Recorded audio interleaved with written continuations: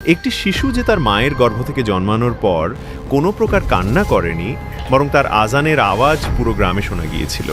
সেই নিষ্পাপ শিশু, যার কোনো শব্দের অর্থ পর্যন্ত জানা ছিল না, সে কিভাবে আজান দিল? এটি কি কোনো মুজেজা ছিল নাকি আল্লাহর কোনো বার্তা? রাজনপুর নামে একটি ছোট গ্রাম ছিল, যেখানে সব ধর্মের মানুষ বাস করতেন। তবে সংখ্যায় হিন্দু বেশি ছিল। মানুষ একে অপরের সাথে ধর্মের নামে দূরত্ব বজায় রাখত এবং তাদের হৃদয়ে যুগ যুগ ধরে চলে আসা বৈষম্য ছিল। হামিদ এবং সারা সেই গ্রামের এক গরিব কিন্তু সৎ হৃদয়ের দম্পতি ছিলেন। তাদের বিয়ে হয়েছে 10 বছর, কিন্তু তারা সন্তানের বরকত থেকে বঞ্চিত ছিল। হামিদ ছিল একজন পরিশ্রমী শ্রমিক, যে শহরে গিয়ে জীবিকা উপার্জন করত, এবং সারা সাধারণ সেলাইয়ের কাজ করে সংসার চালাত। দারিদ্রতা সত্ত্বেও তাদের হৃদয়ে প্রাচুর্যতা ছিল। প্রতি রাতে ঈশার নামাজের পর হামিদ একাকী আল্লাহর কাছে কাকুতি মিনতি করে দোয়া করত। হে আল্লাহ, আমাকে সন্তানের নেয়ামত দান করো, আমার স্ত্রীর গর্ভে সন্তান দাও।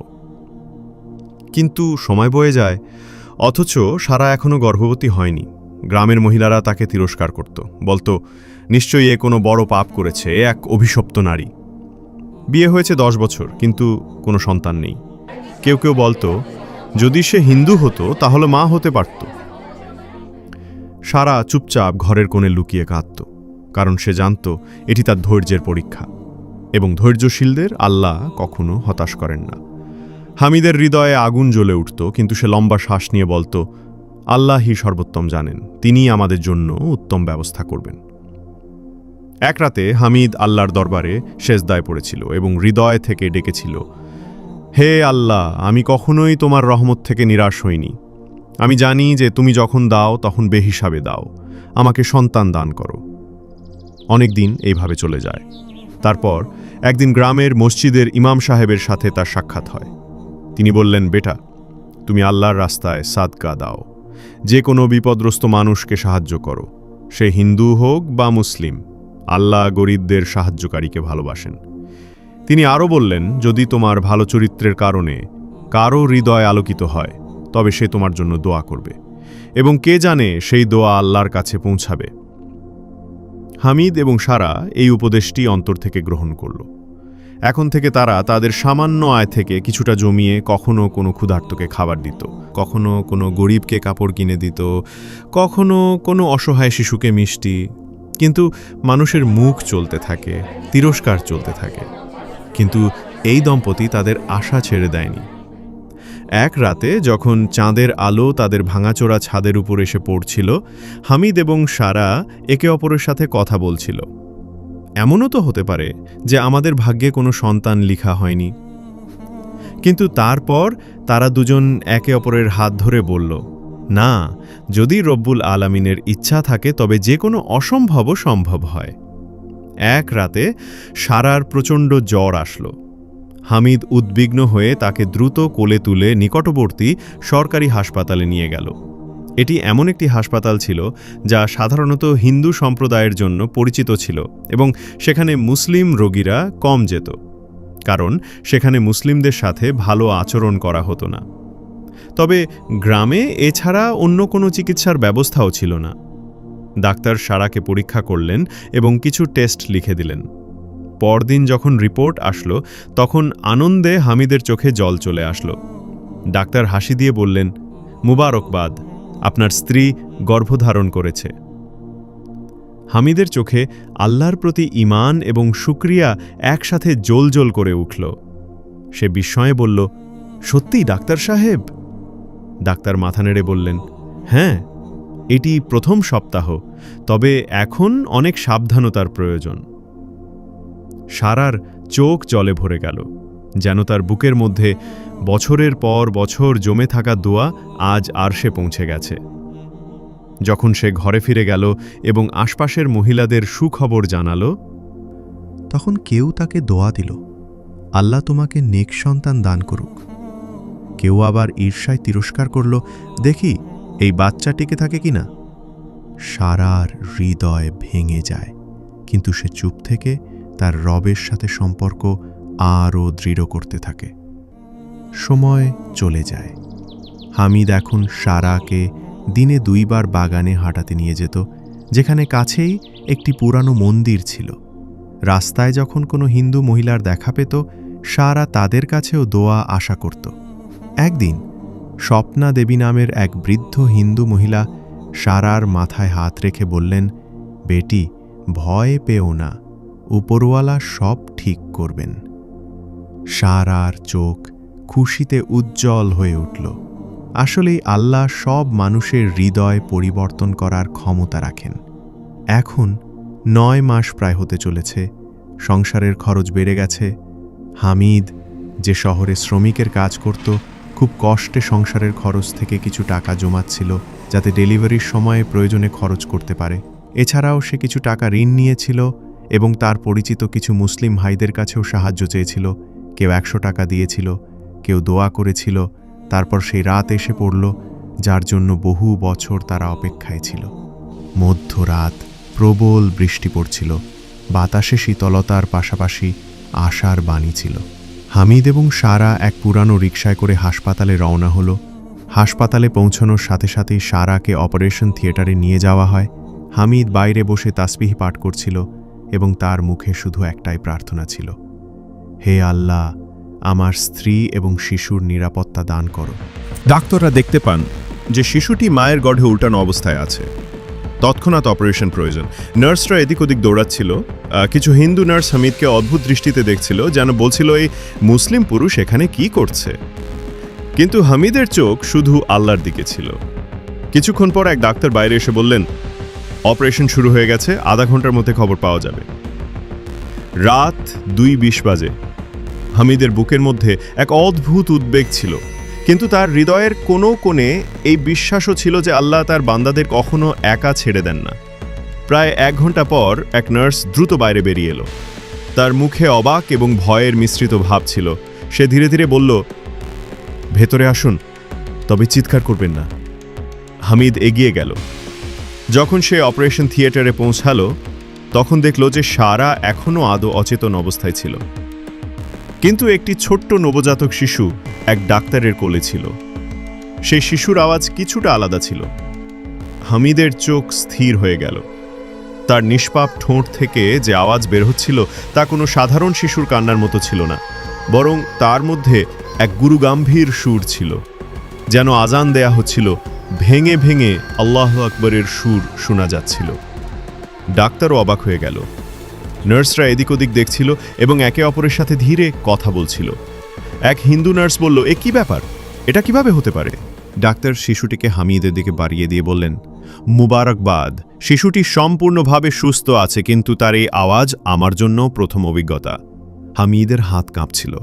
সে শিশুটিকে নিজের কোলে নিল। তার মনে হলো যেন কোনো ইলাহি আমানত তাকে প্রদান করা হয়েছে। সে মনে মনে আল্লাহর শুকরিয়া আদায় করল এবং শিশুটিকে নিজের বুকের কাছে টেনে নিল। হে আল্লাহ, এ কি নেয়ামত তুমি আমায় দিলে। ওইদিকে নার্সদের মধ্যে আলোচনা চলছিল। কেউ বলছিল, এটা কোনো কৌশল নয়, তো হয়তো কোনো রেকর্ডিং। কিন্তু সত্যি কথা হলো, সেখানে কোনো রেকর্ডিং ছিল না। সেই আওয়াজ, সেই শব্দ সবই কুদরতি ছিল। কিছুক্ষণ পর শিশুটির আওয়াজ ধীরে ধীরে থেমে গেল। যখন সারার জ্ঞান ফিরল, সে দুর্বল কণ্ঠে জিজ্ঞেস করল, আমার বাচ্চা কোথায়? হামিদ বাচ্চাকে তার কোলে দিল এবং আস্তে আস্তে বলল, তোমার বাচ্চা খুব অদ্ভুতভাবে কান্না করেছিল, যেন সে আজান দিচ্ছিল। সারার চোখ অশ্রুতে পূর্ণ হয়ে গেল। সে শিশুটিকে বুকের কাছে টেনে নিল এবং বলল, হে আল্লাহ, তুমি মহান, তুমি আমাকে এই নেয়ামত দিয়েছ। আমার যা কিছু আছে তা শুধুই তোমার দয়া। ডাক্তার পরামর্শ দিলেন যে মা ও শিশুকে একদিন নজরদারিতে রাখা হবে। পরের দিন সকালে খবর ছড়িয়ে পড়ল যে এক অদ্ভুত শিশুর জন্ম হয়েছে, যার কান্নার আওয়াজ আজানের মতো ছিল। কিছু হিন্দু কর্মচারী এটিকে মিথ্যা জাদু বলেছিল, তবে বেশিরভাগ মানুষের হৃদয়ে অদ্ভুত এক কৌতূহল এবং ভয়ের অনুভূতি ছিল। হাসপাতালের নার্সরা নিজেদের চোখে শিশুটিকে দেখার জন্য এসেছিল। শিশুটি মাঝে মাঝে হালকা শব্দ করে কান্না করছিল, যেন কিছু পবিত্র শব্দ উচ্চারণ করছে। হাসপাতালের বাইরে এই বিষয়টি নিয়ে গুঞ্জন শুরু হয়েছিল যে এটি হয়তো কোনো অদ্ভুত নিদর্শন, হয়তো এই শিশু সাধারণ কোনো শিশু নয়। দুপুরে এক হিন্দু পুরোহিত সেই হাসপাতালে এক রোগীকে দেখতে এসেছিলেন।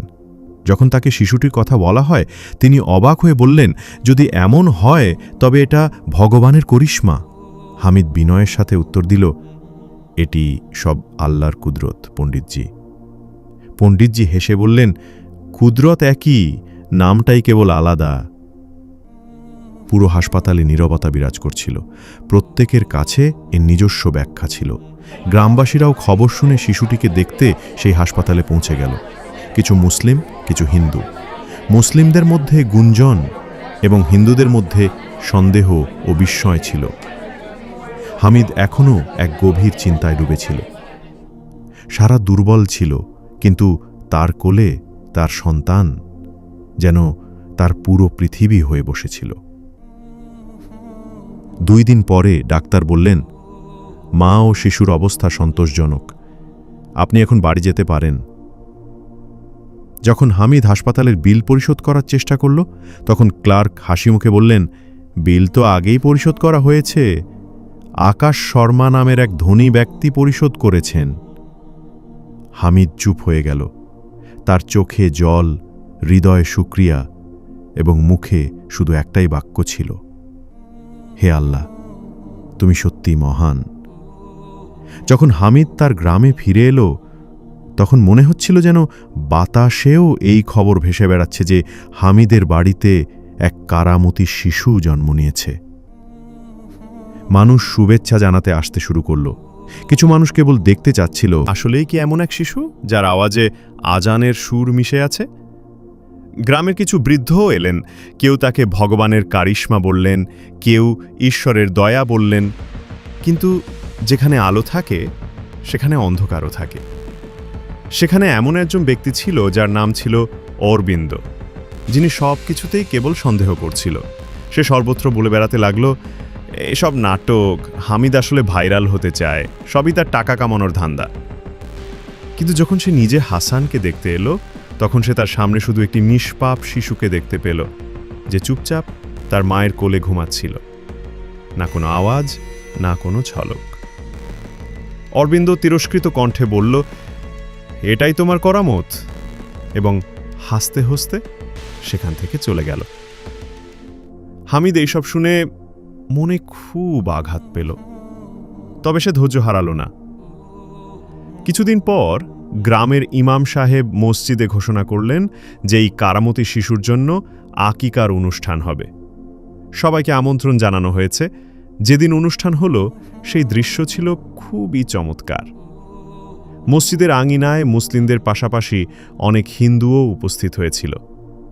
এক পাশে আকিকার বকরির মাংস রান্না হচ্ছিল, অন্য পাশে সবজি এবং ডাল রান্না হচ্ছিল, যাতে যারা গোশত খায় না তারাও নিজেকে অতিথি মনে করে। এমন দৃশ্য আগে কখনো দেখা যায়নি। প্রতিটি ব্যক্তি শিশুটিকে দেখতে চেয়েছিল, তাকে অনুভব করতে চেয়েছিল যে এ কি সত্যি কোনো সাধারণ শিশু নয়। তখন হঠাৎ হাসান আবার তার ছোট্ট জবান দিয়ে একটি গুরু গম্ভীর আওয়াজ বের করল, যা আজানের সুরে ছিল। পুরো মাহফিল নীরব হয়ে গেল। ইমাম সাহেবের চোখে অশ্রু চলে এলো। তিনি দোয়ার জন্য হাত তুললেন এবং বললেন, হে আল্লাহ, এই শিশুকে 2 ধর্মের মধ্যে ভালোবাসার সেতু বানিয়ে দাও। কিছু হিন্দু অতিথির মুখে বিস্ময়ও ছিল এবং কিছুটা কোমলতাও। সময় চলে গেল। হাসান এখন বড় হতে শুরু করেছিল। হামিদ এবং সারা তার নাম রেখেছিল হাসান। নুরানি চোখ, মুখে প্রশান্তি এবং আওয়াজে অদ্ভুত এক গুঞ্জন ছিল। যখন হাসান 1 বছর বয়সে পৌঁছালো, তখন সে হাঁটতে শুরু করল। 2 বছর বয়সে সে কখনো কখনো তার নিষ্পাপ ঠোঁট দিয়ে এমন কিছু শব্দ উচ্চারণ করত যা শুনে মানুষ থমকে যেত। যখন মসজিদ থেকে আজান ভেসে আসত, তখন সে শিশু চোখ উঠিয়ে তাকাত, তার দৃষ্টিতে রুহানিয়াত ঝলমল করত। এখন কিছু হিন্দু মানুষও তার দিকে আকৃষ্ট হচ্ছিল। অনেকে বলতো, এটা মুসলমানদের দিক থেকে কোনো ইলাহি করিশ্মা। কেউ বলতো, সম্ভবত এটি কোনো জাদু। কিন্তু মুসলমানরা বলতো, না, এটি শুধুই আল্লাহর নিদর্শন।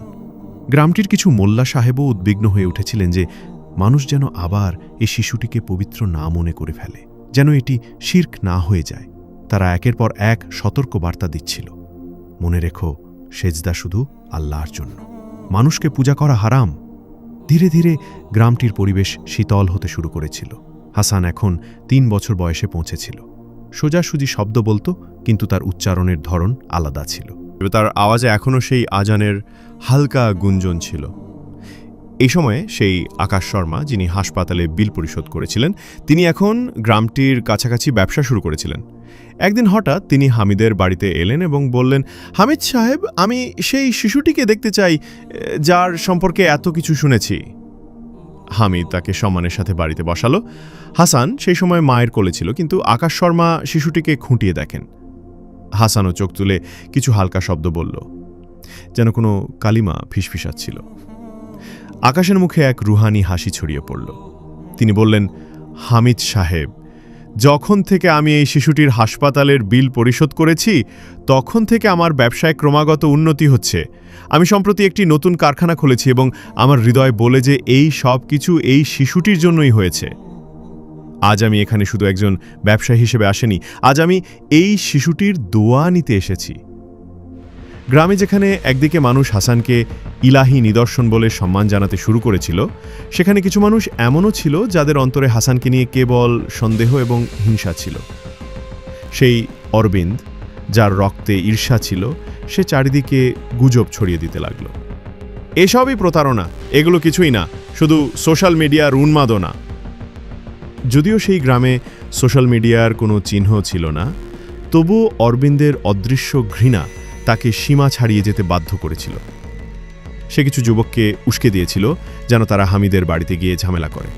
কিন্তু যখন তারা হামিদের বাড়ির কাছে পৌঁছালো, তখন তারা হাসানের আওয়াজ শুনতে পেল, যেন সে কোনো হামদ অথবা নাত পড়ছে। তার শব্দগুলি পরিষ্কার ছিল না, কিন্তু তাতে একটি রুহানি শান্তি ছিল।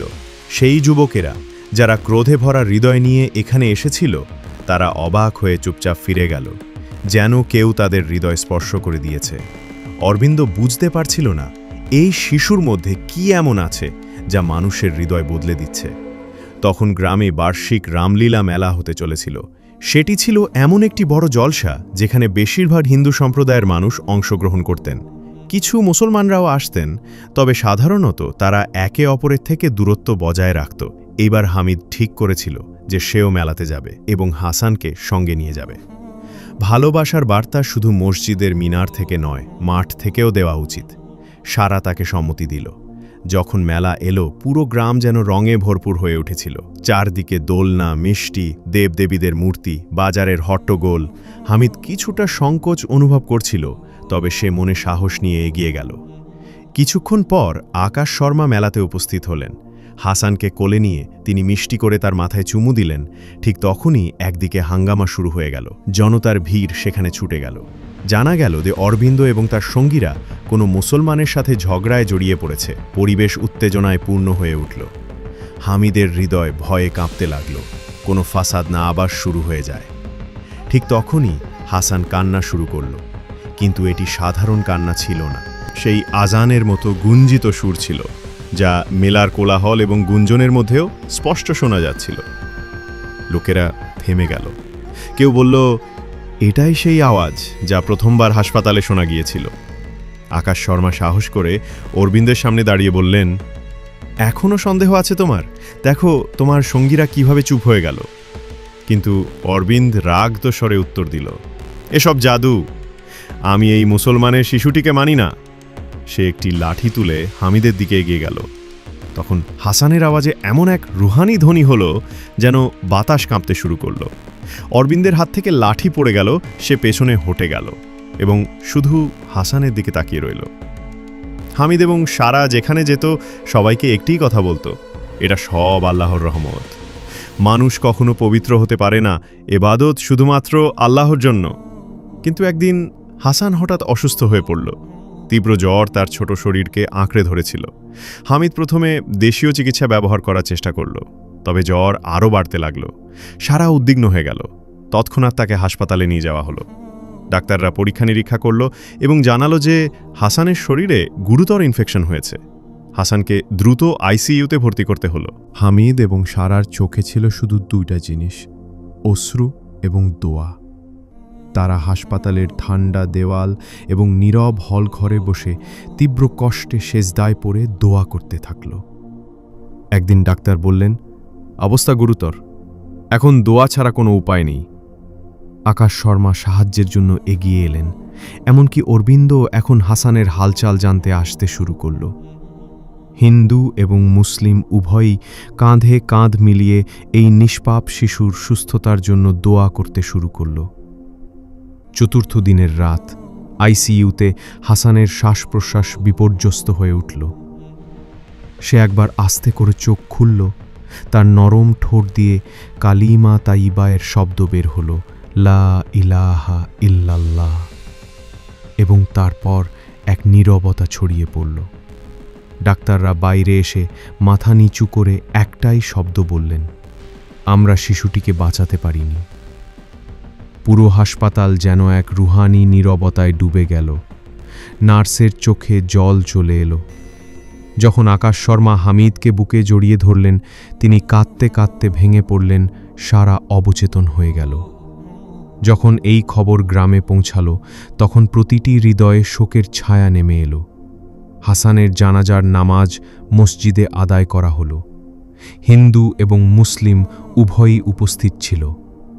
মানুষরা অশ্রু ঝরাতে ঝরাতে দেখল যে একটি ছোট জানাজা মসজিদের আঙিনায় রাখা হয়েছে। ইমাম সাহেব কাঁদতে কাঁদতে দোয়া করলেন। জানাজা শেষে হাসানকে মাটিতে সমাধি দেওয়া হলো। সারা সম্পূর্ণভাবে ভেঙে পড়েছিল। হামিদও এক ছায়ার মতো হয়ে গিয়েছিল, কিন্তু তার হৃদয়ে এক শান্তি ছিল যে তাদের সন্তান তার ছোট বয়সেই একটি বড় উদাহরণ হয়ে উঠেছিল। গ্রামবাসীরা পরামর্শ দিল যে হাসানের স্মৃতিতে একটি মসজিদ নির্মাণ করা হোক। কয়েক মাসের মধ্যে একটি মসজিদ তৈরি হয়ে গেল। মার্বেল পাথরের ফলকটি দরজার ওপর রাখা হলো, যাতে লেখা ছিল মসজিদে হাসান। একদিন পুরো গ্রামের হিন্দু এবং মুসলিম একত্রে মসজিদে সমবেত হল।